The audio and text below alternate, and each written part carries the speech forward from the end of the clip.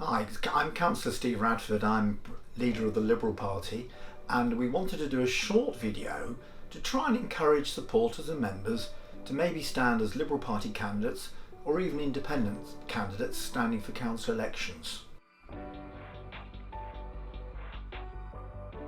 One of the benefits of standing for elections is whether one's elected or not, you're able to raise local concerns or issues that you feel haven't been addressed by your local council, or profile issues of a more wider understanding. So you've got an opportunity to set the agenda for your community.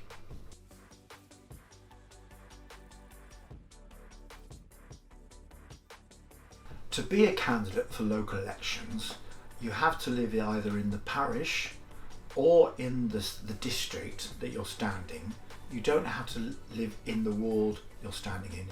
You either have to be a resident, own property for 12 months, or own a business that's in that community.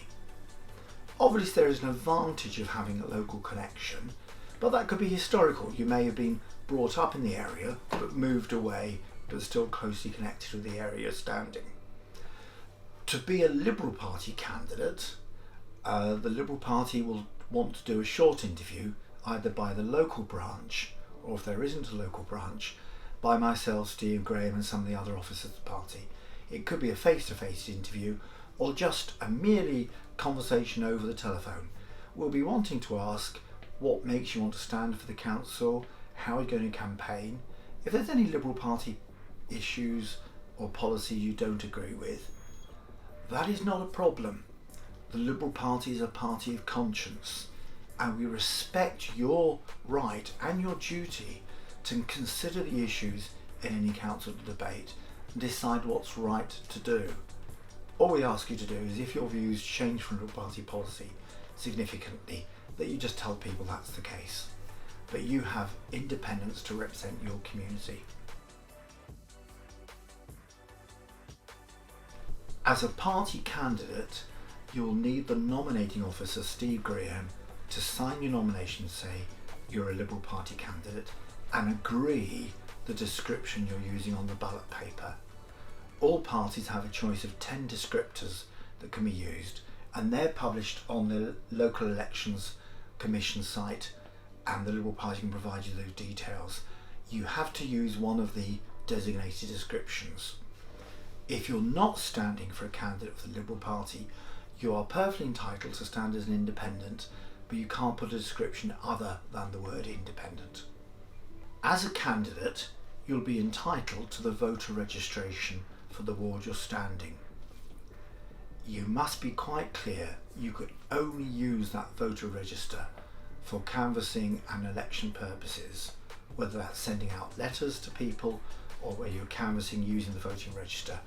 You cannot disclose, because of data protection and election law, people's voter details for any other purpose. It's really quite important.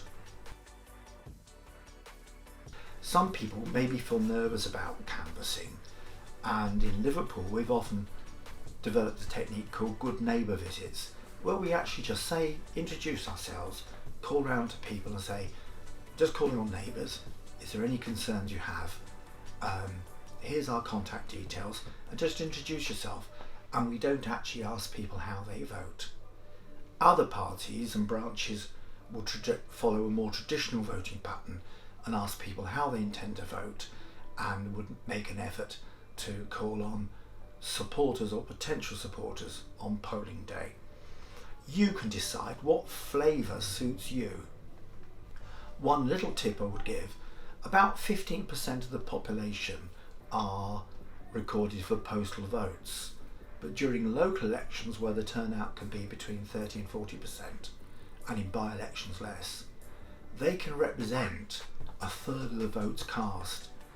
Many local elections can be won on the postal vote, so it's often a good idea, if you're starting afresh and maybe not have the time to visit the whole ward, is get the list of postal voters from your election returning officer, and you can target them with a house call and a letter to postal voters. That's a good way of kickstarting your campaign if you've got limited time and limited support. On an election campaign, flyers are the most important way of getting the message out. As I said, 30% of the vote cast can be actually postal voters. They will get their ballot papers 10 or 12 days before voting takes place. So it's important to get a message or a letter out to postal voters, and you can do that at the beginning of your campaign and just target postal voters. Or if you're doing a ward-wide leaflet, make sure that hits the doorsteps well before the postal vote arrives. Otherwise, you could get your message to a critical part of the electorate. On election leaflets, if you're declaring you're the candidate and asking people to vote for you, whether it's before the election period or during it, it's important to put the legal imprint. The legal imprint will say the leaflet's promoted by the agent, which could be you as the candidate or another person, published by the printer, and promoting the candidate, whoever the candidate is. It's important you put those details on, even if it's in small print. Most printers will know the words used and will know the requirement, but check with your printer. When it comes to a leaflet, I'm a great believer in making dramatic and clear headlines. Make headlines of issues the public will relate to, naming the candidate quite clear, naming the issues of the campaign. And if you've got a ward that covers various communities, like 2 or 3 villages, or maybe part of an urban area that may not see it as a main part abroad, make sure your leaflet covers all the geographical parts of your ward. You also may want to make sure your leaflet covers different parts of the community. And many of our leaflets will carry messages that will relate to younger families or schools issues, but then have a complementary leaflet, part of the leaflet, referring to needs and issues of older people. I'd always stress to candidates, try and make your leaflets plain English. Use the language and the headlining. Really, in many ways, go to your local news agents and see which is the most popular newspaper and follow their style of reporting, as in punchy headlines, dramatic headlines, and good photographs can make a leaflet feel really alive. If you're thinking about being a candidate, and we really would encourage you to do so, some wards at the parish levels have actually had council elections uncontested, which is a terrible indictment. But you've got a real opportunity to play a part in your community and voice concerns or needs and raise the issues of our concerns. If you've got any doubts or queries over the paperwork or how to become a candidate, pick up the phone. We're here to help. We want to encourage as many people participate in local elections, and the most important thing, actually enjoy it.